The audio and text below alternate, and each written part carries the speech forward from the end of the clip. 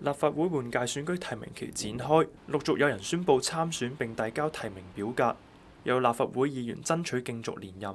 繼續黑住上。A4 聯盟嘅梁文廣去到旺角政府合署報名參選九龍西選區尋求連任，佢希望今屆獲得嘅票數會多過上屆。我反而係期望各位市民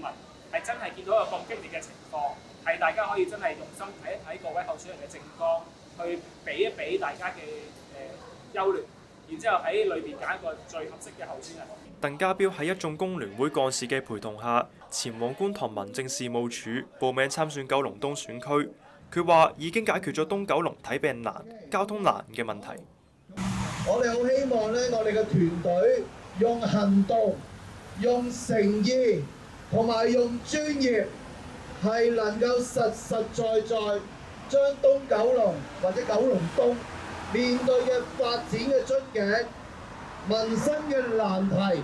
一個又一個去打破，一個又一個去解決。西貢區議員方國珊曾經5度參選立法會，但係落敗。今屆再接再厲，參選新界東南選區，多名居民同埋支持者到場打氣。我嘅力量呢係來自市民，好感恩佢哋俾機會我支持我，係啦，就係咁嘅原因。所以從來都冇放棄嚇，從來都冇欺場。今次好用心咁，希望能夠做到